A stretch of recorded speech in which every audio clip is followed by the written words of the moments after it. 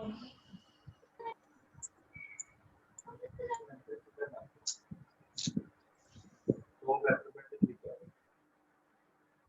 बच्चों अस्सलाम वालेकुम। वालेकुम अस्सलाम sir. So today is our lecture number 8. In the last lecture we have discussed about the management, how we are going to manage the patient with orthopedic issues, and today we are going to discuss about the upper cross syndrome and the T4 syndrome. These are the syndromes that are commonly affecting the spine. The upper cross syndrome is usually affecting the upper portion, the upper back, that is the upper thoracic or cervical spine, as well as your head. While the T4 syndrome is usually just exactly नहीं हम कह सकते, but it is similar to your upper cross syndrome. जो sign and symptoms upper cross syndrome में आते हैं, relative similar, almost similar he sign and symptoms आपके T4 syndrome में आते हैं, but their origin is different. ठीक है? So we will discuss it in detail. Let me share the screen with you people. Excuse me sir. Sir ji बेटा। Sir आपने हमारा Saturday को क्विज रखा है, उस दिन हमारा ऑलरेडी एक है मस्कुलोस्केलेटल का। यस सर, और टाइमिंग्स भी बिल्कुल आपकी टाइमिंग 6:30 है और मस्कुलोस्केलेटल मैम हिना की जो क्विज की टाइमिंग है वो 7 to 8 है, तो हम कैसे मैनेज करेंगे? और फ्राइडे के दिन जो मेडिसिन है उसकी प्रेजेंटेशन की जो है डेडलाइन है, तो सर प्लीज एक दिन एक्सटेंड कर दें काइंडली। यस सर, वो टाइम नहीं मैनेज हो रहा। लेकिन सर हमारा संडे को भी क्विज है, फिर तो आपके अकॉर्डिंग हम मैनेज करवाया था सर से। आप लोग ऐसा करो, सैटरडे को ही क्विज होगा, आपका 5:30 PM रख देता हूँ टाइम, ठीक है? सर ठीक है, आप टाइम का कर लें। जी बेटा। ठीक है, फिर आप टाइम पीछे कर लें या फिर आगे कर लें। टाइम आप लोगों को चेंज करके भेज देता हूँ, ठीक है? Okay, let's start with lecture number 8. Okay बच्चों, मेरे साथ साथ रहिएगा, क्योंकि अपर क्रॉस सिंड्रोम में जो भी इश्यूज आ रहे हैं, जो भी मस्कुलोस्केलेटल इम्पेयरमेंट्स आ रही हैं, वो आप लोगों ने स्टेप बाय स्टेप सीखना है उस चीज़ को कि किस तरीके से कौन सा मसल एक्चुअली टाइटन होता है जिसकी वजह से एक स्केलेटल इशू या स्केलेटल डिसफंक्शन आ रहा है, ठीक है? तो मेरे साथ साथ रहिएगा बच्चों। Start with the upper cross syndrome. First of all let me introduce you to the contents.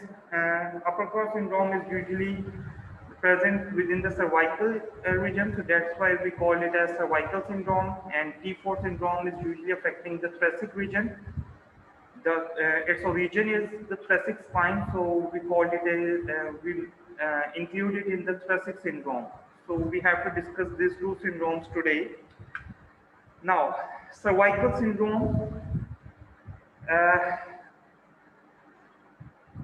As you all know that our cervical spine is made up of 3 regions, or you can say that there are total of 7 vertebrae, and for the sake of convenience we have divided this cervical spine into 3 regions. Okay, that is the upper cervical spine, the mid cervical spine, and the lower cervical spine.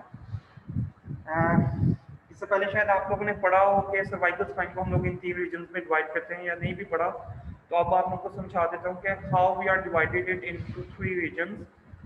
Upper cervical spine includes the occiput head, the first vertebra which is known as atlas, the second vertebra which is known as axis. So these 3 vertebrae we include that in upper cervical spine. Now there are 3 actually the bones, atlas, axis and the occiput, ठीक है, or the occipital condyles. and there are two joints. The one is atlanto-occipital joint and the other one is the atlanto-axial joint. ठीक है? Now, in the mid cervical spine, we include third, fourth, and fifth vertebra of the cervical spine, which makes up the mid cervical spine. Okay, and in the last, we include sixth, seventh, and the first thoracic vertebra. The first thoracic vertebra is included because here the cervico-thoracic junction is going to be formed between the cervical spine and the thoracic spine. A lordotic curve is going to make a junction with a kyphotic curve. जैसे cervical spine को lordotic curve है, it is going to make a kyphotic curve with the it is going to make a junction with the kyphotic curve, which is of thoracic spine. ठीक है, so that's why we have included the first thoracic vertebra in it. Some scientists जो हैं वो second और third thoracic vertebra को भी include करते हैं, ठीक है, but most of the books they said that the first thoracic vertebra is usually included in the lower cervical spine. Got it? यहाँ तक बच्चों बात समझ आ गई है? Yes sir. Yes sir. Okay. Sir 6th vertebra हमारे लोअर में इन्वॉल्व होता है? Sorry, दोबारा बताइए. सर 6th वर्टिब्रा भी हमारे लोअर सर्वाइकल स्पाइन में इन्वॉल्व होगा? 6th, 7th cervical vertebra, 6th और 7th, और लास्ट में आपके पास फर्स्ट thoracic vertebra. ठीक है, तो ये तीनों जो vertebrae हैं, they are included in the lower cervical spine. Okay sir. So, cervical syndrome, we have divided the cervical syndrome as that we have divided the cervical spine into three regions. There are three syndromes: the upper cervical syndrome, the mid cervical syndrome, and the lower cervical syndrome. Okay? But usually, when any one of it is involved, it causes impairment or it causes dysfunction all along the cervical spine. Okay? But just for the sake of our convenience, हमें understanding करने के लिए हम लोगों ने इसको इन तीन regions में divide किया है या और तीन syndromes में divide किया है. So the upper cervical syndrome and the mid cervical syndrome, they have the following sign and symptoms. ठीक है, जरूरी नहीं है कि ये सारे sign and symptoms एक patient में present होंगे. ठीक है, इनमें से कुछ present हो सकते हैं और कुछ absent भी हो सकते हैं. ठीक है, you have to correlate it with your physical examination. ठीक है, आपने इसको correlate करना है with the physical examination.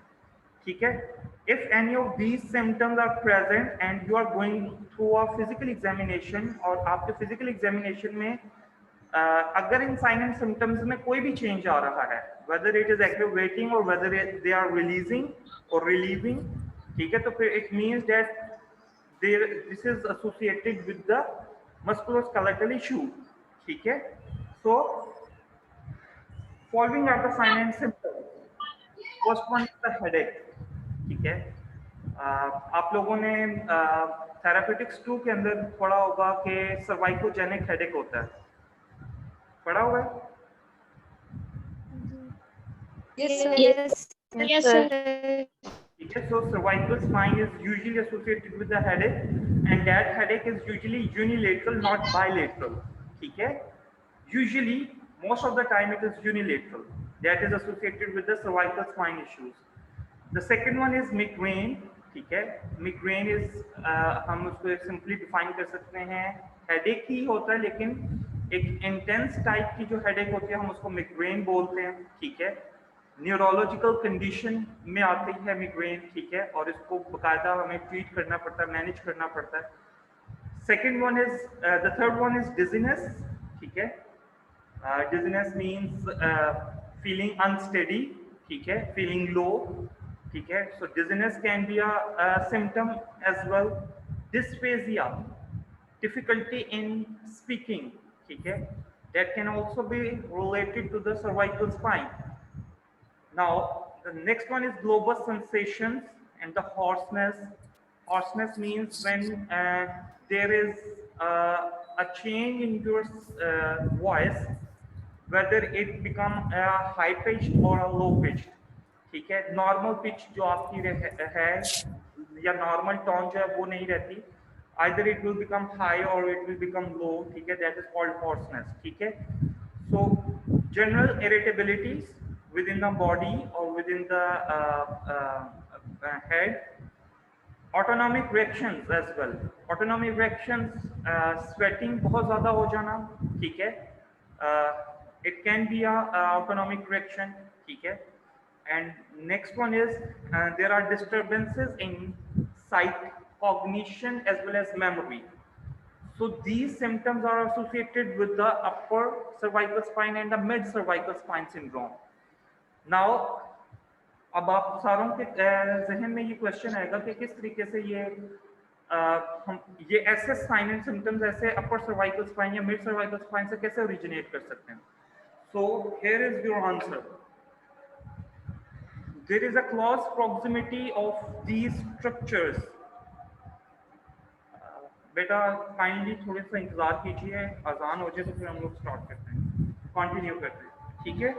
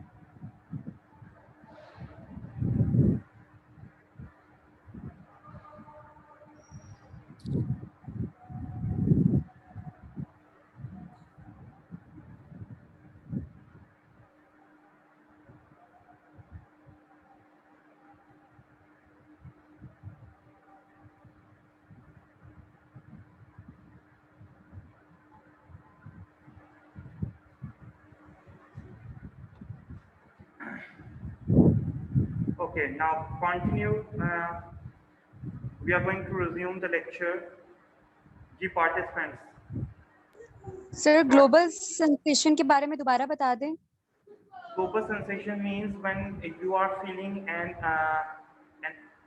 just like not the normal sensations, just like जिस तरीके से hoarseness की बात की है मैंने, ठीक है, उसी तरीके से global sensations का मतलब ये है कि normal sensations ना feel होना, feel ऐसे होना कि there are some vibrations or pressures you are feeling on the neck or you are feeling on the head, that are just like global sensations, ठीक है.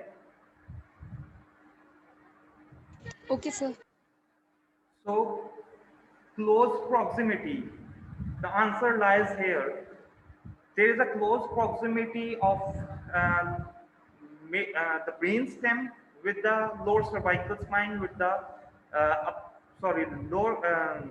there is a close proximity of the brain stem with the upper cervical spine and the mid cervical spine.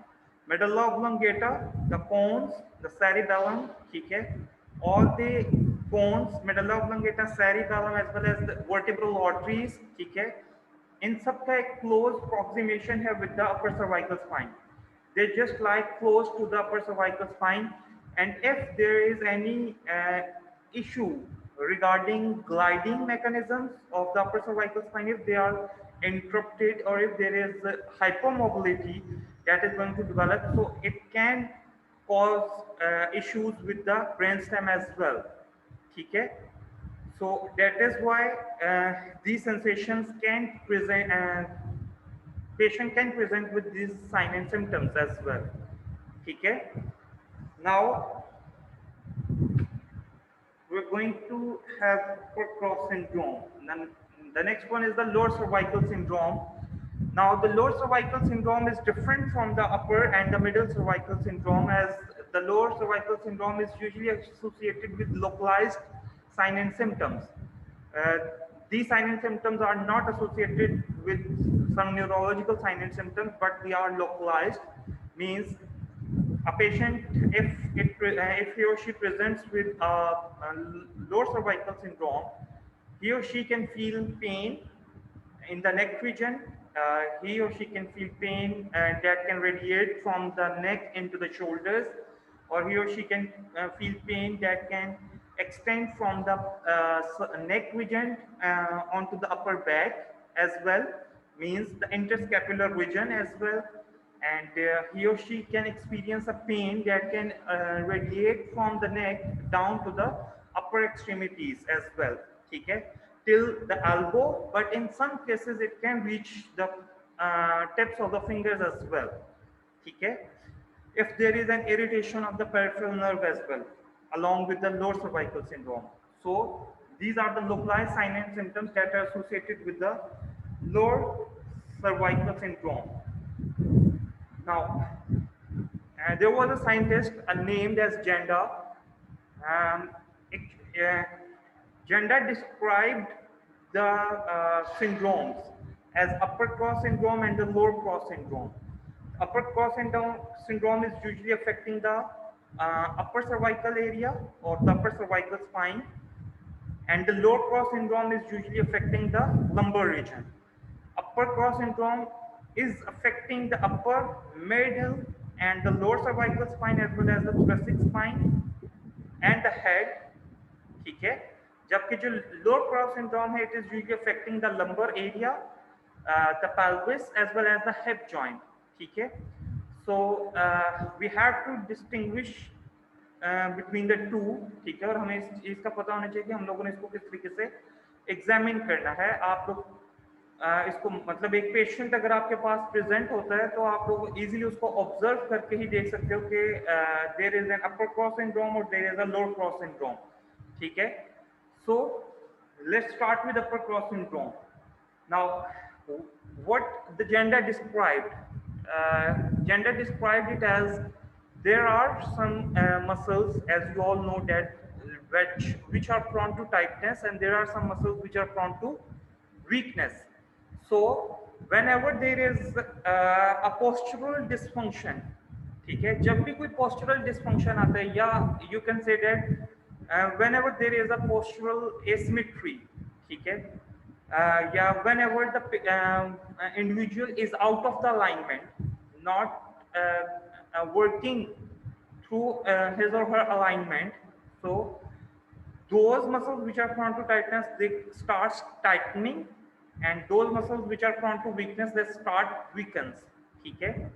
So there is a chain reaction that will start, okay, and as well as soon as the chain reaction is going to start, it will going to increase or it will going to start the patient sign and symptoms, okay. So upper cross syndrome is usually affecting the cervical spine. Here is a pictorial demonstration of the upper cross syndrome, or you can say that the cervical syndrome affecting all the three levels of the cervical spine, the upper cervical spine, the mid and the lower cervical spine. Now बेटा इस चीज को समझना है. Cross is just like this, ठीक है. The one line of a cross describing a tightening pattern, and the other line of a cross is demonstrating a weakening pattern, ठीक है. So let's just talk about the tightening pattern first of all. Now you can see that there are some muscles which are prone to tightness on the back of your neck region, which includes the upper trapezius, the levator scapulae, and the sternocleidomastoid muscle, ठीक है. That is usually present laterally, or you can say that on the anterolateral side, but it is included in these. So first of all, we are going to describe the two muscles. The first one is the levator scapulae and the other one is the trapezius muscle. Now first of all, आप सबको पता होगा कि trapezius की क्या origin है, क्या insertion है, ठीक है जी बच्चों. If we say that the upper trapezius, it will start originating just above the occipital condyles, ठीक है. Occipital condyle से originate होना शुरू होता है, and just below its vertebra C1, C2 attachments देता आता है, और नीचे जाके जो lower cervical spine है इसके ऊपर जाके attach हो जाता है, ठीक है. सही है। स्पाइनस प्रोसेसेस के ऊपर, ट्रांसवर्स प्रोसेसेस के ऊपर इसके अटैचमेंट होते हैं और जाके नीचे ये लोअर सर्वाइकल स्पाइन के ऊपर जाके ये इंसर्ट हो जाता है। So whenever the upper trapezius is tight, अब अगर अपर ट्रेपीजियस की हम टाइटनेस को देखें तो जब भी अपर ट्रेपीजियस टाइट होगा तो वो आपके सर्वाइकल को कैपिटल एक्सटेंशन में लेकर जाएगा। Capital extension means this is the extension of your head, ठीक है। नेक की extension is just like this, neck flexion is just like this. अगर हम कैपिटल फ्लेक्शन या एक्सटेंशन की बात करें तो that is movement of your chin, ठीक है, not the movement of whole of your head but actually the movement of chin. Just look at my chin, tip of chin, retrusion and a protrusion, and whenever the chin is lifted in the anterior and the forward direction it means there is a capital extension, and whenever it is retruding, ठीक है, it means that it is a capital flexion or the head is flexing on the atlas and axis, ठीक है। You can simply से it as कि जी जो head है वो flex कर रहा है अपर सर्वाइकल स्पाइन के ऊपर, ठीक है, या ऑक्सीपिट इज फ्लेक्सिंग। यहां तक बच्चों बात की समझ आ रही है? सर ये कैपिटल एक्सटेंशन और फ्लेक्शन दोबारा बता दें। मेरी बेटा चेन को देखो, चेन को, ठीक है, that is normal alignment. Chain की जो नॉर्मल अलाइनमेंट है वो ये है कि जो चेन है वो फॉल कर रही हो just in line with the sternum, ठीक है। So whenever your chin is protruded in the anterior and in just little bit in the superior direction, just like this, it means that there is a extension, capital extension, just like this, ठीक है। यहाँ पर समझ आ रही होगी easily. This is a capital extension, not the cervical extension or not the extension, neck extension। जी उम्जिला बेटा समझ आई है? जी sir. So capital flexion is, that is the normal alignment and this is capital flexion। समझ आ रही है बच्चों? This is capital flexion। जी sir समझ आ गई, thank you. Okay, so whenever the upper trapezius, ये upper trapezius टाइट होना स्टार्ट होगा तो क्या करेगा, आपकी capital extension करवाएगा, pulls the occiput downward in the downward direction, ठीक है, just like this, ठीक है, कि टाइटन होना शुरू करेगा तो just like this, ठीक है, इस तरीके से आपके occiput को एक्सटेंड कर लेगा। Now the atlanto-occipital joint and as well as the atlanto-axial joint, both of these joints are going into hyperextension, ठीक है, both of these joints are going into hyperextension, ठीक है। So this is the effect of a single muscle on the upper cervical spine. Now if we talk about the levator scapula, levator scapula's normal function is elevation of the scapula। ऐसे ही है ना बच्चों, elevate करता scapula को। जी sir. levator scapula Titan होना शुरू होगा तो क्या होगा, आपके scapula elevate हो जाएंगे, ठीक है, समझ आ गई बेटा बात की? Simply levator scapula टाइट होगा तो आपके scapula को elevate कर देगा। Now this is the second dysfunction that is, or the structural abnormality that is going to occur with the levator scapula, ठीक है।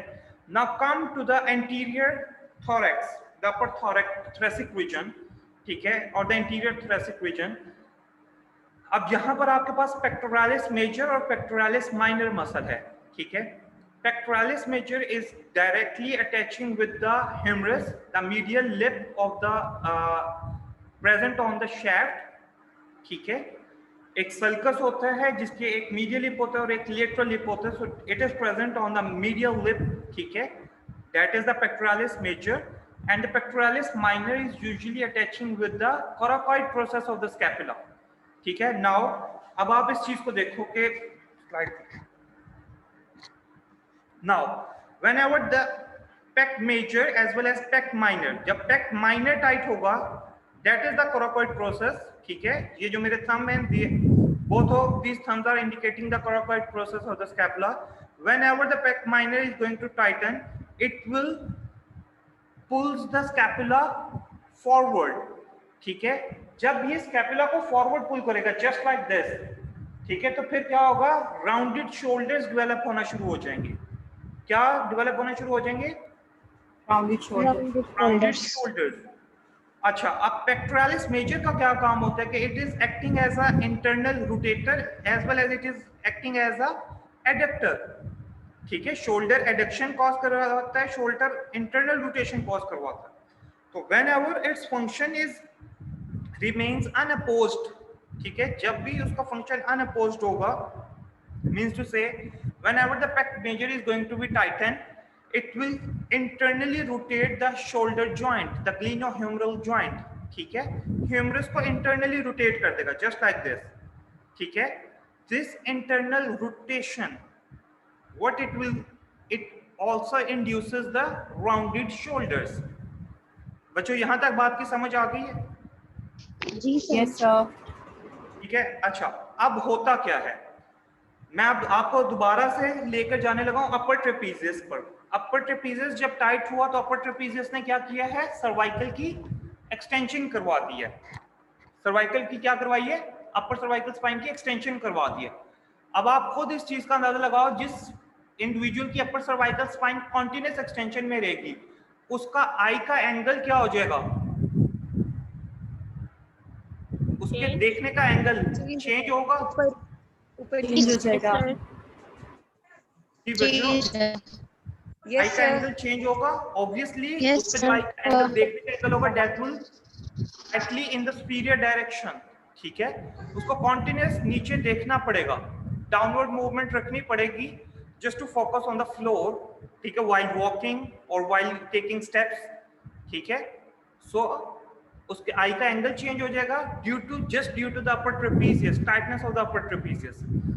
सेकेंडली, लिवेटर स्कैपुला जब टाइट होता है तो आपके स्कैपुला को एलिवेट करता है। जब भी आपकी स्कैपुला एलिवेट होगी, आपके ये जो ह्यूमरल फ्लेक्शन है, स्कैपुला की एलिवेशन के साथ क्या ह्यूमरल एलिवेशन कंप्लीट हो सकती है?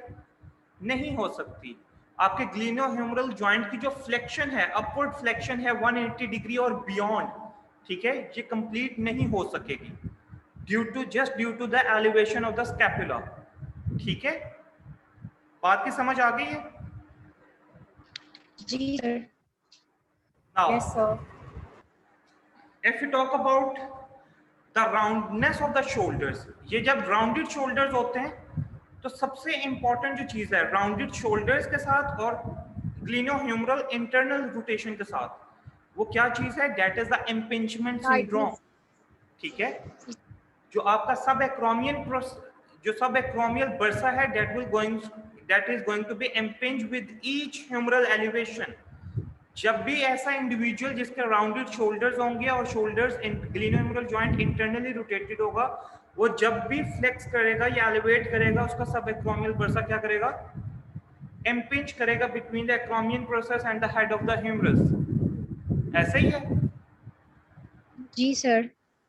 इन पेशेंट्स में सब इम्पिंजमेंट सिंड्रोम के चांसेस ज्यादा फ्रीक्वेंट हो जाएंगे जो अपर क्रॉस सिंड्रोम के साथ आएंगे।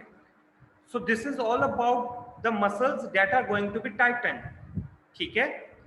Now just look at the muscles which are going to be weaken. Now the deep cervical flexors. What are the deep cervical flexors? The rectus capitis anterior, rectus capitis lateralis, ठीक है।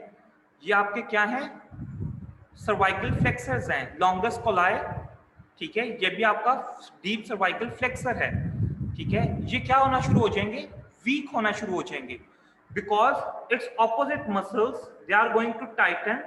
सो ultimately these deep cervical flexors, these are actually prone to weakness. तो in response to these their tightness, ये cervical flexors क्या होना शुरू हो जाएंगे, week होना शुरू हो जाएंगे, ठीक है। अच्छा, जब डीप सर्वाइकल फ्लेक्सर्स बच्चों वीक होंगे तो ऑब्वियसली फ्लेक्शन, नेक की फ्लेक्शन तो होगी। नाउ व्हाट विल हैपन, ठीक है, ये स्टेप बाय स्टेप हो रहा है कि डीप सर्वाइकल फ्लेक्सर्स वीक हो गए, क्या नेक की फ्लेक्शन रुक सकती है? नहीं रुकेगी, नेक की फ्लेक्शन कंटिन्यू रहेगी। बट अब जो मसल्स यूज होंगे दैट इज एन एबनॉर्मलिटी, ठीक है, क्योंकि अब क्या होगा कि स्टर्नोक्लीडोमास्टॉइड, स्केलेनी मसल ग्रुप, ये आपकी फ्लेक्शन को इनिशिएट करेंगे, ये आपकी फ्लेक्शन करवाएंगे नेक की, ठीक है। जो कि एक्चुअली पहले डीप सर्वाइकल फ्लेक्सर्स करवा रहे थे कि स्टेप बाय स्टेप आपकी नेक की फ्लेक्शन हो रही थी, जस्ट लाइक दिस। ठीक है, now whenever the sternocleidomastoid and scalene muscle groups, they are going to flex your neck just like this। बेटा डिफरेंस समझ आई है?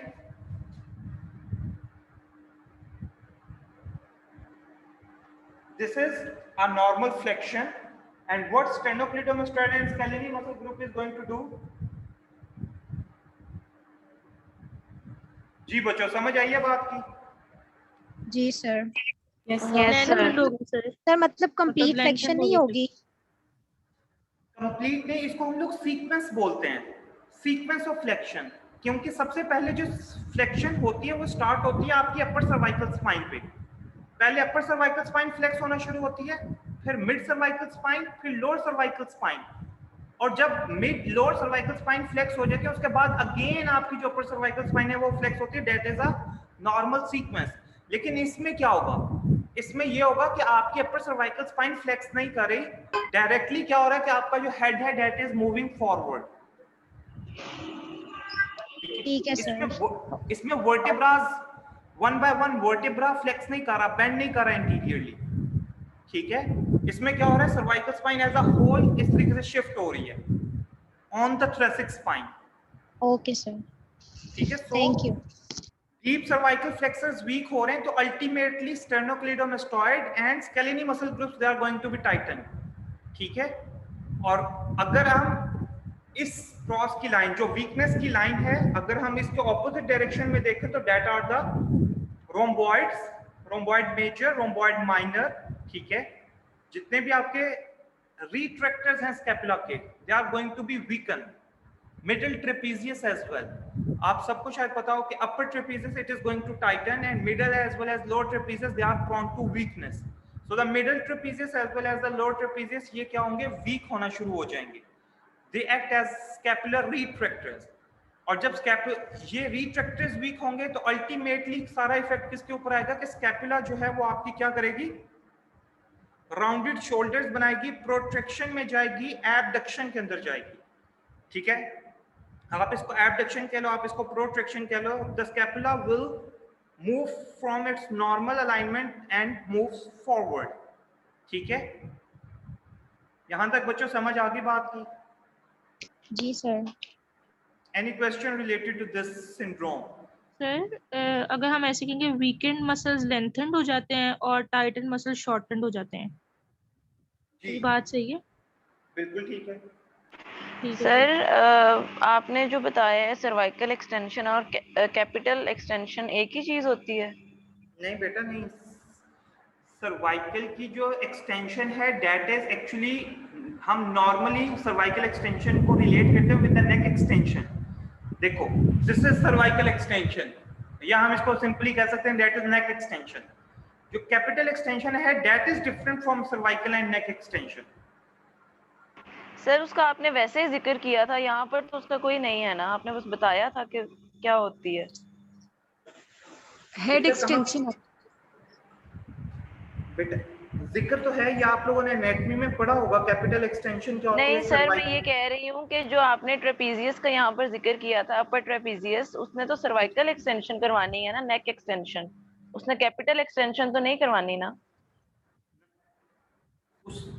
जब वो टाइट होगा तो वो कैपिटल एक्सटेंशन करवाएगा।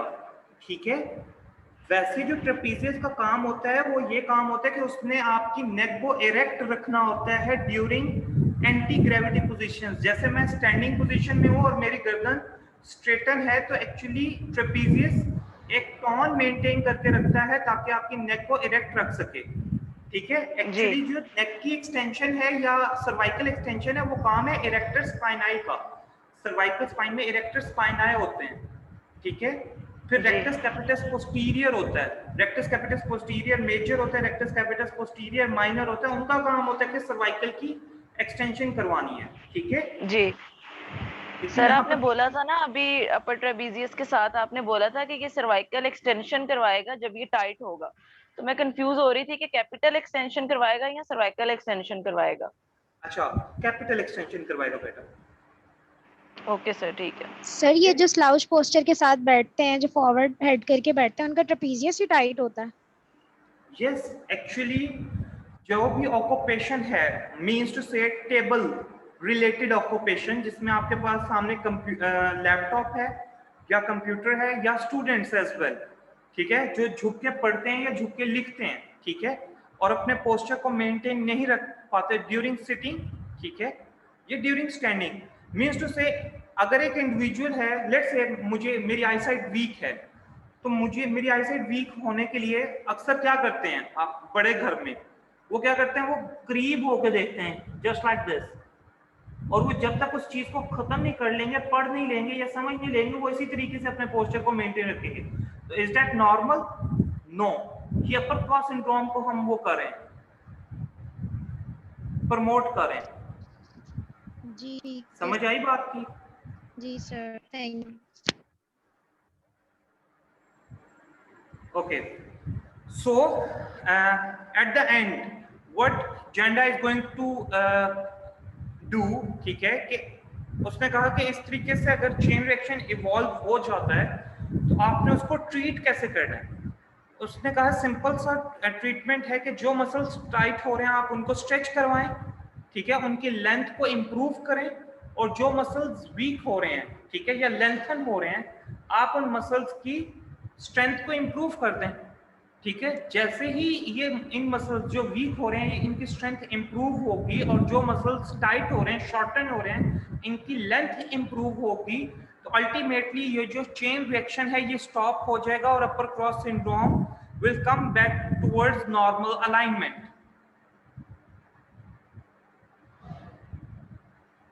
जी बच्चों, बात की समझ आ गई? जी sir. Yes sir. Yes sir. Now, look at the muscles, ठीक है, pec major, minor, upper trapezius, levator scapula, sternocleidomastoid, all tighten and shorten, while the lower and the middle trapezius, the rhomboids and the serratus anterior, they are all going to weaken, ठीक है। अच्छा, as this changes, ये मैं सिर्फ आप लोगों को समझाने के लिए पढ़ रहा हूँ, as this changes take place, they alter the relative position of the head, the neck and the shoulders। ऐसे हुआ, आपकी हेड की पोजीशन को भी चेंज कर दिया, आपकी नेक की पोजीशन को भी चेंज किया ड्यूरिंग फ्लेक्शन, और अल्टीमेटली आपकी शोल्डर की पोजीशन को भी चेंज कर दिया, दैट इज राउंडेड शोल्डर्स, ठीक है। Now the occiput and C1 C2 means the atlanto-occipital joint and the atlanto-axial joint are going into hyperextension, with the head being pushed forward। With the head being pushed forward का मतलब क्या है कि जो chin है that is going to move forward just like this, ठीक है। The lower cervical vertebra to fourth thoracic vertebra, they are posturally stressed as a result, ठीक है, इनके ऊपर स्ट्रेस आना शुरू हो जाएगा, बट कोई जरूरी नहीं है कि वो लॉर्डोसिस में ज्यादा हो जाए या जो लॉर्डोसिस है वो स्ट्रेटनिंग की तरफ आ जाए, बस जो स्ट्रेस है that is actually on the joints as well, it can be painful, ठीक है। आपकी जो लोअर मिड और लोअर सर्वाइकल स्पाइन है ये क्या होना शुरू हो जाएंगी, पेनफुल होना शुरू हो जाएंगी, स्ट्रेस्ड होना शुरू हो जाएंगी। Rotation and abduction of the scapula occurs, ठीक है, abduction as well as external rotation of the scapula, that will cause a rounded shoulder, and altered direction of the axis of the glenoid fossa will develop। जब भी आपकी जो स्कैपुलास हैं जब ये tilt करती हैं एबडक्शन में या एक्सटर्नल रोटेशन में, तो एक्चुअली जो glenoid fossa that is a part of the scapula. So जब भी आपकी ये जो स्कैपुला है ये फॉरवर्डली और एक्सटर्नली रोटेट करेगी, तो जो ग्लिनॉइड फोसा का जो एक्सिस है, ठीक है, जो लाइन ऑफ एक्सिस है that will also be altered, ठीक है, जिसकी वजह से ग्लिनोहेमरल जॉइंट के ऊपर स्ट्रेस आना शुरू हो जाएगा। Now whenever these changes have been occurred, ठीक है, तो क्या साइन एंड सिम्टम्स पेशेंट को आ सकते हैं। स्ट्रेन आ सकता है पेशेंट को सर्वाइकल स्पाइन में, मीन्स टू से हम सिंपल सा कह दें कि मसल सारे टाइटन होना शुरू हो गए, रात को सोए थे, सुबह जब उठे हैं तो बहुत ज्यादा खिंचाव है, गर्दन मूव नहीं कर रही, ठीक है, तमाम सराउंडिंग के जो मसल्स हैं दे आर टाइटेंड और वो इतनी पेनफुल है कि आपसे बैठा भी नहीं जा रहा, ठीक है। पेन मिमिकिंग एंजाइना, ठीक है, ऐसी पेन भी ओरिजिनेट हो सकती है जो एंजाइना को कॉपी करे, सेम टू सेम एंजाइना जैसी हो। Means to say the pain will radiates up to the arm, ठीक है, the pain will radiate into the lower jaw, the pain will radiate into the lower back और the upper back, ठीक है। Respiratory efficiency will be decreased, ठीक है। अब respiratory efficiency कैसे decrease करेगी, मोस्ट इंपॉर्टेंट क्वेश्चन है। Now, the sternocleidomastoid and scalene muscle groups, इनका जो एक्चुअल फंक्शन है that is during the breathing, कि इन्होंने स्कैलिनी ने और sternocleidomastoid ने एक्चुअली आपके स्टर्नम को, sternocleidomastoid ने और जो फर्स्ट टू रिब्स हैं इनको स्कैलिनी मसल ग्रुप ने स्टेबलाइज करना होता है ड्यूरिंग योर ब्रीदिंग, ठीक है, सही है। अगर ये इनको स्टेबलाइज नहीं करेंगे तो they will depress further depressing और ये प्रेशर पुट करेंगे आपके लंग्स के ऊपर, ठीक है। और इनको ड्यूरिंग इंस्पायरेशन इतना एलिवेट होने दिया जाता है जितना इनको अलाउ है, ठीक है, ज्यादा एलिवेशन नहीं करवाई जाती, ठीक है, सिर्फ इस वजह से ताकि आपकी जो रिब केज है ये एक क्लोज्ड स्ट्रक्चर है, उसका पीछे भी जॉइंट बन रहा है with the thoracic spine, so their main function is to stabilize the structures during the breathing pattern, ठीक है। तो अगर आपके यही मसल्स टाइट होना शुरू हो जाएंगे तो इनका डायरेक्ट इफेक्ट आएगा आपके रिब्स के ऊपर, आपके स्टर्नम के ऊपर, जिसकी वजह से रेस्पिरेटरी एफिशिएंसी क्या हो सकती है, डिक्रीज हो सकती है। राउंडेड शोल्डर्स, और राउंडेड शोल्डर्स के बाद इम्पिंजमेंट सिंड्रोम डेवलप हो सकता है, ठीक है। इसके अलावा वो कहते हैं कि जो ग्लिनोह्यूमरल जॉइंट में जो एक्सिस, जो आपका जो ग्लिनोइड फोसा की लाइन ऑफ एक्सिस थी, जब वो चेंज हुई है, जब वो अल्टर हुई है, तो अल्टीमेटली सारा का सारा स्ट्रेस ग्लिनोह्यूमरल जॉइंट के ऊपर गया है। और जब ग्लिनोह्यूमरल जॉइंट के ऊपर स्ट्रेस जाता है तो उसको स्टेबिलिटी के लिए, हमें स्टेबिलिटी के लिए ज्यादा मसल्स रिक्वायर्ड होते हैं in addition to the rotator cuff muscles, ठीक है।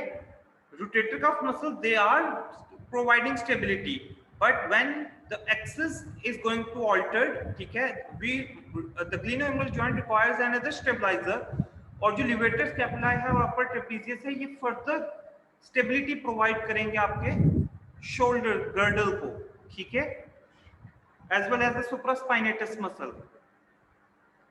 Now that is the solution by Janda, ठीक है, कि आप shorten muscles को stretch करो और जो lengthened muscles हैं उनको क्या करो, प्रमोट करो कि वो उनकी स्ट्रेंथ इंप्रूव हो। Now there is a research article, ठीक है, जिसका रेफरेंस है, रेफरेंस लिंक है, आप लोग इसको इजीली कॉपी करके इसको पेस्ट करके इसको देख सकते हो। The relationship between the upper cross syndrome and the cervicogenic headache. Now a 56-year-old male, ठीक है, ये मैं आप लोगों को पढ़ाना चाह रहा हूँ सिर्फ इस वजह से ताकि आप लोगों को पता चले, yes there is a relationship, ठीक है। A 56-year-old male writer means table वाला काम है जी बच्चों, यस सर, सर पोस्टर भी इन्वॉल्व हो सकते हैं। यस सर, ठीक है, had been having constant one-sided headaches radiating into the right eye twice weekly for the past 5 years, ठीक है। Tenderness to palpation, whenever you are going to palpate there was tenderness from occiput to T4, occiput से लेके T4 तक tenderness थी उसके muscles में, कि जैसे पल्पेट करते थे उसको पेन होती थी। ट्रिगर पॉइंट्स पर पल्पेटेड, ट्रिगर पॉइंट्स को चेक किया गया पेक्टोरालिस मेजर के अंदर, ठीक है, लिवेटर स्कैपुलाe में, अपर ट्रेपीजियस में और सुप्रास्पाइनेटस मसल में, both on the right side as well as on the left side. Range of motion in the cervical spine was decreased in all ranges and was painful. Cervical spine की जितनी भी range of motion थी वो सारी की सारी decrease थी और पेनफुल थी। Visual examination demonstrated severe forward translation of the head, just like this, severe forward translation like this, ठीक है, rounded shoulders and right cervical translation, shoulders का rounded हो जाना और साथ में फॉरवर्ड ट्रांसलेशन होना और साथ में आपकी ये जो सर्वाइकल स्पाइन है इसका ग्राउंड राइट साइड के ऊपर ट्रांसलेट हो जाना, ठीक है, एज अ होल इसका राइट साइड के ऊपर ट्रांसलेट हो जाना। So that was the patient, ये उसको डिस्क्राइब किया गया। अब इंटरवेंशन क्या किया गया, ठीक है, मोबिलाइजेशंस की गई, ठीक है, क्रायोथेरेपी की गई और मायोफेशियल सॉफ्ट टिश्यू मोबिलाइजेशंस की गई, ठीक है। इसके अलावा आइसोमेट्रिक एक्सरसाइजेस करवाई गई, ठीक है, प्रोप्रियोसेप्टिव एक्सरसाइजेस भी करवाई गई, ठीक है। और आफ्टर 7 मंथ्स, ठीक है, ऑलमोस्ट 7 मंथ्स के बाद उसकी रेडियोग्राफिक इंप्रूवमेंट नजर आई। सिर्फ ये नहीं कि ऑब्जर्वेशन पे उसको हम लोग उसकी इंप्रूवमेंट देख रहे थे, बल्कि रेडियोग्राफिकली जब उसको असेस किया गया, एक्सरेज लिए गए, तो उसमें भी उसकी इंप्रूवमेंट थी, ठीक है, आफ्टर दिस इंटरवेंशन। जी बच्चों, बात की समझ आ गई है? Yes sir. Yes Now, sir. moving towards the T4 syndrome. Now, there was a scientist named as Ivan. Ji sir वो राइट साइडेड ट्रांसलेशन क्यों हुई है उसको समझ नहीं आया। राइट साइडेड ट्रांसलेशन क्यों हुई है सर्वाइकल? राइट साइडेड ट्रांसलेशन बेटा सिंपली एक राइट हैंडेड इंडिविजुअल हो, लेट्स से, ठीक है, तो उसका ज्यादातर ये सीक्वेंस होगा कि वो अपने राइट साइड के ऊपर ज्यादा झुकाव रखता है, ठीक है। तो इस वजह से अल्टीमेटली उसकी जो सर्वाइकल स्पाइन थी वो ऐसा होल राइट साइड के ऊपर ट्रांसलेट हुई थी, ठीक है। That was usually associated with its writing pattern. समझ आ गई बेटा? Yes sir. Now, कहते हैं 1997 में एक साइंटिस्ट था एवंस, ठीक है, जिसने एक्चुअली डिस्क्राइब किया था T4 सिंड्रोम। अब वो कहते हैं T4 syndrome is actually its sign and symptoms are similar to the cervical syndrome, ठीक है, क्योंकि उसने कहा था कि जो थ्रेसिक सिंड्रोम है या T4 सिंड्रोम है, ठीक है, इसमें जो आपके सिंपैथेटिक इनर्वेशन है ना हेड की सर्वाइकल स्पाइन की, ठीक है, वो ओरिजिनेट हो रही है T1 और T4 के दरमियान से। Sympathetic outflow to the head to the neck, ठीक है, it is emerging from the T1 to T4 level. First thoracic vertebra से जो फोर्थ थ्रेसिक वर्टिब्रा की सिंपैथेटिक गैंग्लिया ट्रैवल कर रहे होते हैं ना alongside the vertebral canal, sympathetic chain ganglia जो ट्रैवल कर रहे होते हैं वहां से इमर्ज कर रही हैं किसका सिंपैथेटिक आउटफ्लो, ठीक है, आपके हेड का, आपकी नेक का। इसके अलावा कहते हैं अपर एक्सट्रीमिटी का जो आउटफ्लो है that is emerging from second thoracic vertebra to fifth thoracic vertebra. Upper extremity का भी जो सिंपैथेटिक आउटफ्लो है वो इमर्ज कर रहा है, ठीक है, from second to fifth thoracic vertebra. Now what happens, ठीक है, वो कहते हैं कि ये मैं थोड़ी सी डिटेल बताने लगा हूं कि एक्चुअली होता क्या है, ठीक है। सबसे पहले तो उसने इंटर रिलेट किया विद द नर्व्स, ठीक है, पेरिफेरल नर्व्स, फिर उसने इंटर रिलेट किया with the circulatory system as well, ठीक है। अब वो कहते हैं जो पेरिफेरल नर्व्स हैं, ठीक है, they are in close approximation with the costovertebral joints, ठीक है। Costovertebral joints how they are being made. Costovertebral joint is made between the vertebra, thoracic vertebra, and the head of the ribs. Head of the ribs जाके attach होती हैं, ठीक है, with the transverse processes of the vertebral bodies, ठीक है, और वहां पर costovertebral joint बनता है। जो हेड है वो आर्टिकुलेट करता है वर्टिब्रल बॉडी के साथ डायरेक्टली, और वहां पर कॉस्टोवर्टिब्रल जॉइंट बनता है जो नेक के पास आर्टिकुलर प्रोसेस होता है रिब का, वो आर्टिकुलेट करता है विद द ट्रांसवर्स प्रोसेस, और वहां उसको हम कहते हैं कॉस्टो ट्रांसवर्स जॉइंट।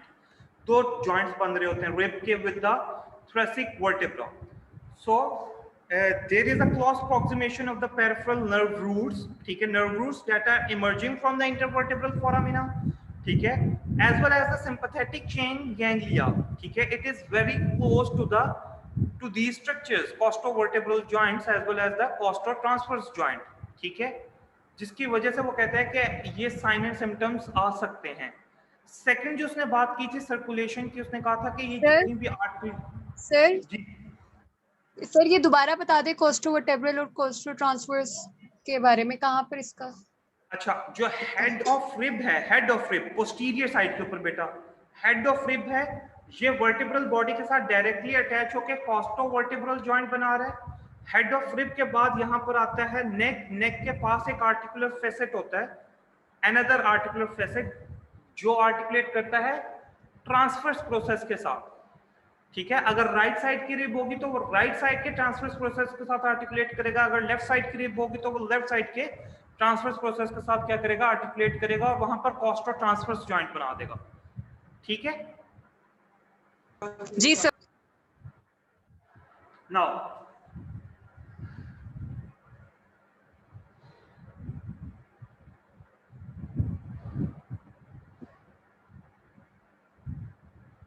अच्छा, यहाँ there is a pictorial demonstration here.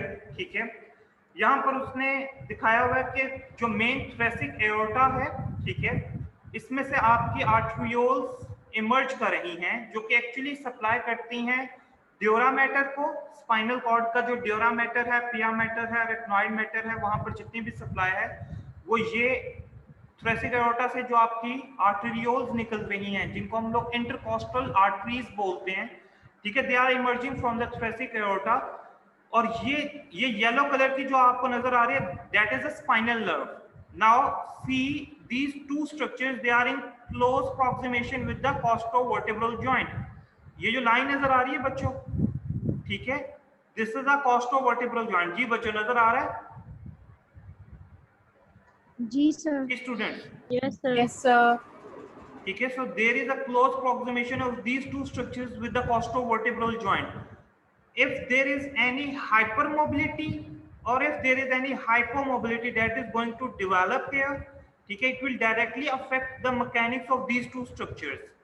ठीक है, जैसे ही इसकी मैकेनिक्स चेंज होगी, चाहे ये हाइपोमोबिलिटी में चला जाए चाहे ये हाइपरमोबिलिटी में चला जाए, it will directly affect these two structures. ठीक है, अब होता क्या है, हम ये क्यों कहते हैं कि जी साथ वाला स्ट्रक्चर है तो वो क्यों डिस्टर्ब होगा? आप सबको फेशिया के बारे में पता है, फेशिया हैव डिफरेंट कनेक्शंस। ठीक है, फेशिया का कनेक्शन आपकी बोन्स के साथ भी है, ठीक है, फेशिया का कनेक्शन आपके मसल्स के साथ भी है, फेशिया का कनेक्शन आपके वेन्स के साथ भी है, आर्टरीज के साथ भी है और पेरिफेरल नर्व्स के साथ भी है, क्योंकि फेशिया ही है जो एक्चुअली रैप करके कनेक्टिव टिश्यू की कवरिंग्स दे रहा है। समझ आ गई बात की? सो और प्रोटेक्शन दे रहा है स्ट्रक्चर्स को। So that's why whenever there is a hypomobility और hypermobility of this joint, it will directly affect the mechanics of these two structures. ठीक है, अब वो कहते हैं इसमें सबसे ज्यादा जो इश्यू है that is with the आर्टरियोल, that is the intercostal artery. वो कहते हैं कि जब भी कोई हाइपरमोबिलिटी या हाइपोमोबिलिटी का केस आएगा तो ज्यादा जो इफेक्ट है वो आर्टरी के ऊपर आएगा, कि आर्टरी पे इंपिंजमेंट आएगी, ठीक है, जिसकी वजह से आर्टरी जो है वो ऑक्लूड होना शुरू हो जाएगी और अल्टीमेटली क्या होगा, क्या इस्कीमिया स्टार्ट हो जाएगा, जिस जगह को वो सप्लाई कर रही है वहां पर इस्कीमिया स्टार्ट हो जाएगा। ठीक है, और वो यूजुअली कहाँ सप्लाई कर रही है? ठीक है, या तो वो इंटरवर्टिब्रल सेगमेंट्स को सप्लाई कर रही है, ठीक है, जो ऑल अलोंग द मसल, जो इंटरकॉस्टल मसल्स हैं उनको सप्लाई कर रही है। तो अल्टीमेटली क्या होगा कि आपके वहां के मसल्स टाइटन होना शुरू हो जाएंगी, इस्कीमिया होगा तो। ठीक है, माइल्ड इस्कीमिया, ठीक है, वो वाला इस्कीमिया नहीं कि खुदा न खासा ऑक्सीजन बिल्कुल ही खत्म हो गई है और ultimately ischaemia can lead to gangrene. ठीक है, और इस्कीमिया से नेक्रोसिस हुआ और नेक्रोसिस से गैंग्रीन हो गया, नहीं, ऐसा नहीं है। There will be a mild ischaemia that causes a musculoskeletal impairment ultimately. ठीक है, जिसकी वजह से वो कहते हैं कि जो साइन एंड सिम्टम्स आएंगे वो क्या आएंगे? जी सर, हाइपर मोबिलिटी और हाइपोमोबिलिटी कैसे आएगी इस जॉइंट के अंदर? पोस्चर की वजह से, जिनका हाइपरटाइफोटिक पोस्चर होता है उस वजह से? जी, पोस्चर से। ठीक है, अगर यहाँ पे बेटा कोई लिगामेंटस इंजरी हो जाए तो हाइपर मोबिलिटी के चांसेस हैं। अगर पोस्चर है, ठीक है, एक स्लाउच पोस्चर है या बैड पोस्चर है सिटिंग का, स्टैंडिंग का, तो उसकी वजह से हाइपोमोबिलिटी क्रिएट हो सकती है। ठीक है, okay sir. Now the typical sign and symptoms, headache, neck pain हो सकती है, बाजुओं में आर्म पेन्स आ सकती हैं और नमनेस आ सकती है पेशेंट को। ठीक है, अब वो कहते हैं कि ये जो T4 सिंड्रोम है इसको यूजुअली हम लोग किस तरीके से डायग्नोज किस तरीके से करते हैं। वो कहते हैं इसको डायग्नोज करने के लिए हम लोग कौन सा क्राइटेरिया यूज करते हैं, एक्सक्लूसिव क्राइटेरिया यूज करते हैं या एक्सक्लूजन क्राइटेरिया यूज करते हैं। एक्सक्लूजन क्राइटेरिया का मतलब क्या है कि ऑल अदर सिंड्रोम्स और all other impairments that can cause similar sign and symptoms of headache, ठीक है, ऑफ द नेक पेन और द आर्म पेन और द नमनेस और द पैरास्थीसिया, हम अगर उन तमाम कंडीशंस को या उन तमाम सिंड्रोम्स को एक्सक्लूड कर दें तो फिर अल्टीमेटली अगर कोई सिंड्रोम बचेगा तो वो कौन सा बचेगा? जी बच्चों, T4 सिंड्रोम बचेगा, ठीक है। एक्सक्लूड का मतलब क्या है कि लेट्स से हम लोग रेडिकुलोपैथी को एक्सक्लूड कर दें, हम सर्वाइकल स्पॉन्डाइलोसिस को एक्सक्लूड कर दें, ठीक है, हम ट्रिगर पॉइंट्स को एक्सक्लूड कर दें, तो हम जैसे जैसे जिन जिन कंडीशंस को एक्सक्लूड करते जाएंगे वैसे वैसे we are coming nearer to the T4 syndrome, ठीक है। अब यहाँ पे उन्होंने कंडीशंस भी दी हुई हैं, सिंड्रोम्स भी दिए हैं। थोरेसिक आउटलेट सिंड्रोम है, कार्पल टनल सिंड्रोम है, अल्नर नर्व इंट्रैपमेंट है, सर्वाइकल डिस्क डिजीज है, सर्वाइकल डीजनरेटिव कंडीशन है just like cervical spondylosis, myelopathic conditions हैं related to the cervical spinal cord, ठीक है। स्पाइनल कॉर्ड की अगर कोई डिजीज है तो उसको हम लोग माइलोपैथी कह रहे हैं। फाइब्रोमाइल्जिया से हम लोगों ने इसको एक्सक्लूड करना है, ठीक है। इसके अलावा जितने भी कार्डियक पेन्स हैं, न्यूरोलॉजिकल डिजीजेज हैं या विजुअल डिजीजेज हैं, ठीक है, हमने इनसे इसको एक्सक्लूड करना है, ठीक है। अच्छा, कुछ क्लिनिशियंस कहते हैं कि ये यूजुअली अगर T4 सिंड्रोम डेवलप हो रहा है तो इसका ज्यादातर जो कॉज है वो है लॉन्ग स्टैंडिंग विजुअल प्रॉब्लम्स, ठीक है, कि जिनमें लॉन्ग स्टैंडिंग विजुअल प्रॉब्लम्स चल रही हैं, like if there is a patient with stomach pain, stomach ulcer के साथ अगर एक पेशेंट कॉन्टिन्यूसली ट्रीटमेंट ले रहा है, ठीक है, तो और लॉन्ग स्टैंडिंग है तो देयर आर चांसेस कि T4 सिंड्रोम डेवलप हो सकता है। लेकिन एट द सेम टाइम कुछ क्लिनिशियंस जो हैं वो कहते हैं कि T4 syndrome is usually associated with the postural issues, ठीक है। पोस्चर से रिलेटेड जितने भी फैक्टर्स हैं वो एक्चुअली क्या कॉज कर रहे हैं, T4 सिंड्रोम कॉज कर रहे हैं। सर स्टमक पेन के एक्सक्लूड करना साथ कैसे हो सकता है कि बेटा स्टमक प्रॉब्लम के साथ कैसे ये हो सकता है, स्टमक के हाइपर साथ मोबिलिटी और देखो, हाइपर मोबिलिटी? अब मैं आपको सिंपली हम ये कहते, आप लोगों ने वो पढ़ा होगा इफेक्ट पेरिफेरलाइजेशन का और सेंट्रलाइजेशन का। Yes sir. अच्छा, हम क्या कहते हैं कि पेरिफेरल नर्व की जो पेन है वो डिसेंड भी कर सकती है, वो असेंड भी कर सकती है, ऐसे ही है। Yes sir. पेरिफेरल नर्व जो है उसकी जो पेन है लेट्स से वो दोनों डायरेक्शंस में मूव कर सकती है, ठीक है। नाउ अगर एक सिंपैथेटिक चेन का सिंपैथेटिक गैंग्लिया है लेट्स से, ठीक है, all the nervous tissue they are continuous system, they follow a continuous pattern. Let's say एक peripheral nerve जो है या एक sympathetic chain ganglia जो है that is going to be irritated with the surrounding costovertebral joint. Costovertebral joint की hypomobility की वजह से वहां पर जो सोरनेस डेवलप हुई है, सोरनेस की वजह से वो जो सिंपैथेटिक चेन गैंग्लिया है उसके ऊपर भी इरिटेशन आ रही है, ठीक है। तो वो जो सिंपैथेटिक चेन गैंग्लिया वो एक्चुअली वही सिंपैथेटिक चेन जो है वो एक्चुअली आपके विजरास को भी कर रही है, नर्व्स दे रही है, ब्रांचेस दे रही है। सिंपैथेटिक जो ट्रांसमिशन है विजुअल ऑर्गन्स की वो सिंपैथेटिक चेन गैंग्लियास के थ्रू ही है जो कि ट्रेवल कर रहे हैं all along your vertebral column, ठीक है। तो अगर वहां पर लेट्स से कोई इशू है, अल्सर है, ठीक है, तो अल्सर की जो पेन है वो पेन जाएगी सिंपैथेटिक चेन गैंग्लिया तक, ठीक है। Yes sir. पेन जो है उसने ट्रांसमिट होना है, वो पेरिफेरल वो उन नर्व्स के थ्रू वो सिंपैथेटिक चेन गैंग्लिया को भी इरिटेट कर सकती है।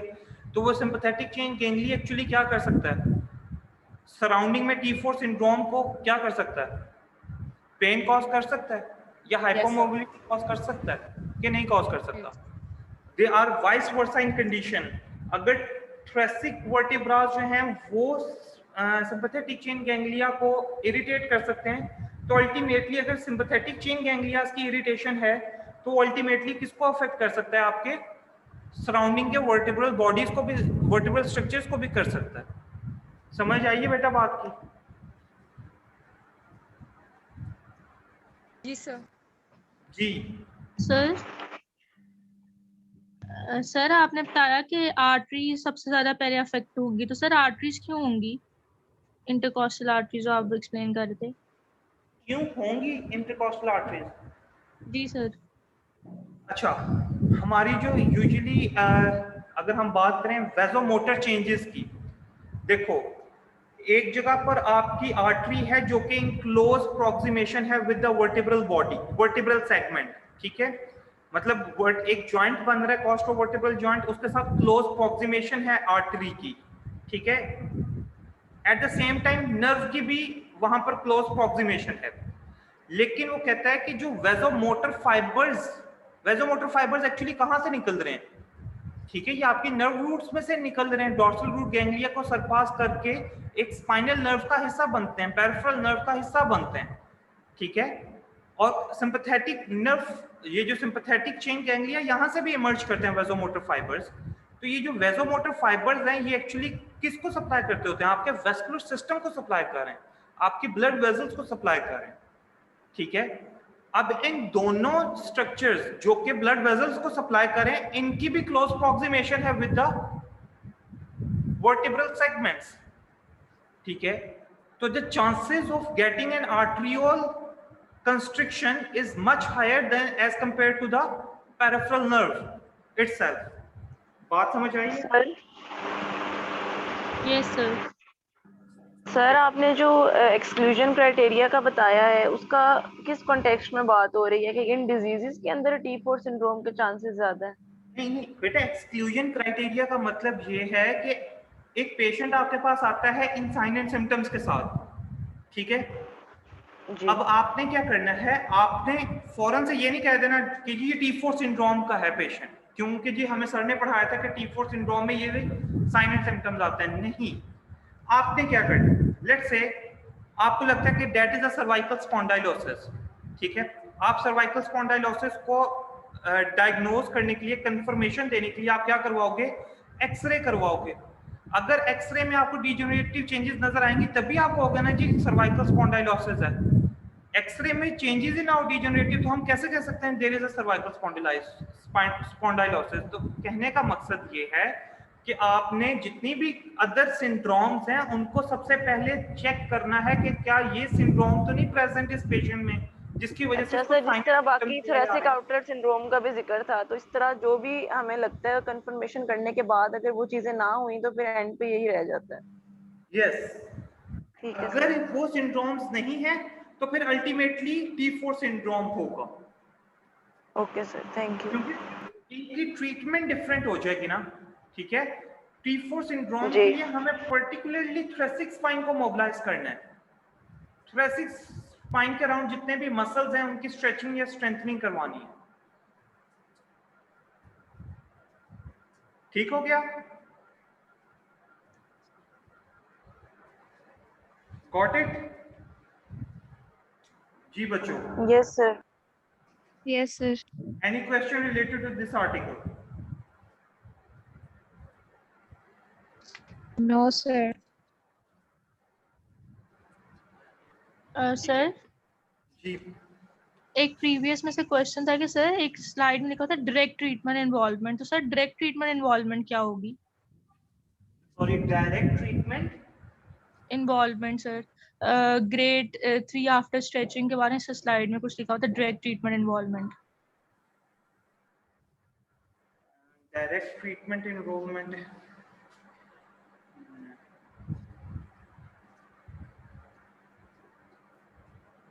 एक मिनट बेटा, मुझे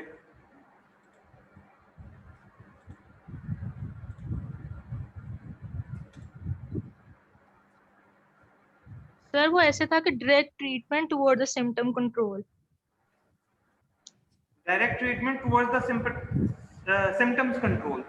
अच्छा, इसका मकसद क्या होता है? इसका मकसद ये होता है कि देखो आपका डायग्नोसिस है लेट्स से सर्वाइकल स्पॉन्डाइलोसिस, ठीक है, डीजनरेशन हुई है, अब आप डीजनरेशन के लिए ट्रीटमेंट दे रहे हो, ठीक है, तो एक्चुअली अब आपको इस चीज का भी पता होना चाहिए कि डीजनरेशन रुकेगी नहीं, आपकी ट्रीटमेंट से डीजनरेशन स्लो डाउन हो सकती है, ठीक है, इस बात को मानते हो, एक्सेप्ट करते हो इस बात को? जी सर। ठीक है, तो डीजनरेशन स्लो डाउन हो सकती है, लेकिन क्या आपकी ट्रीटमेंट सिर्फ डीजनरेशन को स्लो डाउन में करने में लगी रहेगी? नहीं, नहीं उन्होंने नहीं कहा है ऑल्टरनेट। आपकी ट्रीटमेंट जो है वो डायरेक्ट होनी चाहिए towards the symptoms control as well, कि अगर पेशेंट को सिम्टम्स आ रहे हैं, ठीक है, तो आपने उसके सिम्टम्स को भी कंट्रोल करने के लिए ट्रीटमेंट देना है। ओके सर, थैंक यू, समझ आ गया। सर वो रेस्पिरेटरी एफिशिएंसी वाली बात थी ना, वो दोबारा आ देंगे please. Respiratory efficiency sir slide था ना, आप बता रहे वो स्टेनोक्लीडोमास्टोइड और स्केलेटल्स वाली okay, बात। respiratory efficiency, actually what is the effect of sternocleidomastoid and scalenary muscle group? Normal function की मैं बात कर रहा हूँ कि स्टेनोक्लीडोमास्टॉइड का और स्केलेनाई मसल ग्रुप का जो नॉर्मल फंक्शन है वो ये है कि उसने स्टेबिलिटी प्रोवाइड करनी है फर्स्ट सेकंड रिब को और स्टर्नम को ड्यूरिंग ब्रीथिंग, ठीक है, ताकि फर्स्ट और सेकंड रिब्स बहुत ज्यादा ना डिप्रेस्ड हो ना बहुत ज्यादा एलिवेट हो कि वो इतनी एलिवेट हो कि वो क्लेविकल के लेवल तक आ जाए। ऑब्वियसली अगर वो क्लेविकल के लेवल तक आएंगी तो वो स्ट्रक्चर्स, ये जो हमारी ब्रेकियल प्लेक्सस इमर्ज हो रहा है, हमारा ब्रेकियल प्लेक्सस कंप्रेस्ड हो जाएगा अगर फर्स्ट और सेकंड रिब्स एलिवेट इतना ज्यादा एलिवेट कर जाएं, ठीक है, तो actually what they are doing, they are protecting, they are stabilising these two structures, the sternum as well as the ribs, ठीक है, तो एक्चुअली होगा क्या, जब ये स्टेनोक्लीडोमास्टॉइड और स्केलेनाई मसल ग्रुप्स टाइट हो जाएंगे, ठीक है, तो ये आपकी जो रिब्स हैं उनको एलिवेट, जितना उन्होंने एलिवेट होना है उतना उनको एलिवेट भी नहीं होने देंगे, ना आपकी स्टर्नम को एलिवेट होने देंगे ना आपके रिब्स को एलिवेट होने देंगे due to their tightness. Ultimately क्या होगा कि आपका rib cage that remains depressed from the upside, ठीक है, चाहे आपका डायफ्राम जितना अच्छा, जितना मर्जी अच्छा कॉन्ट्रैक्ट और रिलैक्स कर रहा है, बट आपका जो अपर सिस्टम होगा, अपर रेस्पिरेटरी जो सिस्टम है दैट इज कंप्रोमाइज्ड, जिसकी वजह से रेस्पिरेटरी एफिशिएंसी जो है वो क्या हो जाएगी, कम होना शुरू हो जाएगी। Oh sir. वालेकुम sir. Any other question related to this? Okay बच्चों, best of luck for your quiz, ठीक है, अच्छे से तैयारी कीजिएगा, कोई भी चीज नहीं समझ आती तो you can ask from me, ठीक है, एनी टाइम। सर मुझे आपसे एक चीज पूछनी है। जी आमना बेटा। सर जैसे कि 1 to 4 लेक्चर्स हैं, तो 1 2 जो लेक्चर हैं वो तो सिंपल इंट्रोडक्शन है ना, मतलब इंट्रो दिया हुआ चीजों का, टेस्ट फंक्शन का भी और क्लासिफिकेशंस हैं पहले में जॉइंट्स की। तो सर आपने बोला कि मैंने सिनेरियो बेस लेना है क्विज, तो सर वो किस तरह से लेंगे आप, मतलब वो समझ नहीं आ रही, थ्योरेटिकल तो पढ़ लेंगे हम, लेकिन वो जब सिनेरियो की बात आती है तो उसमें चीजों को समझना और मैनिपुलेट करना बहुत मुश्किल होता है।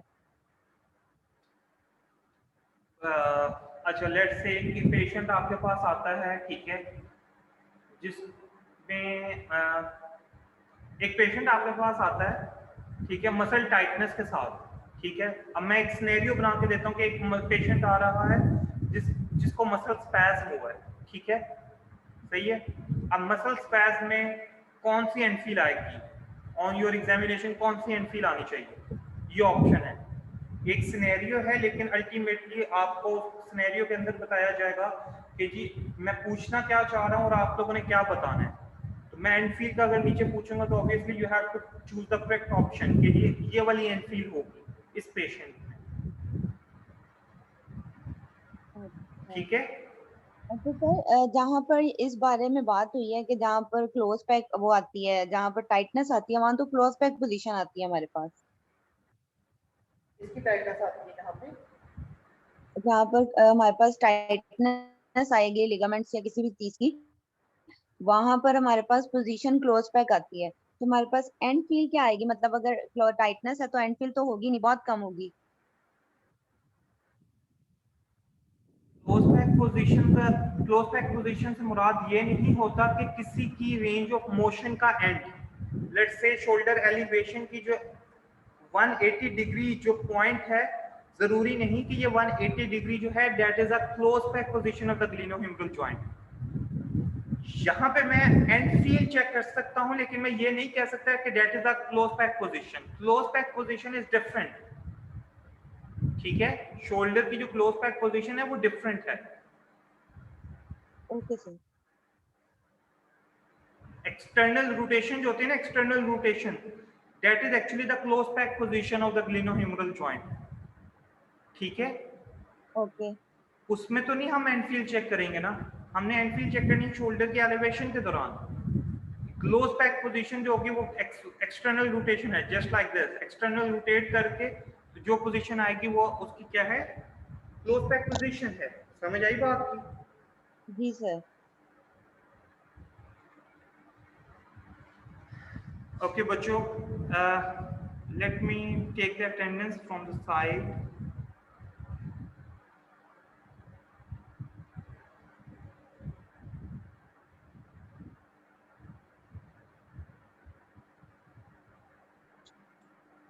जी, ओके बच्चों, जा सकते हैं आप लोग। अल्लाह हाफिज। अल्लाह हाफिज सर।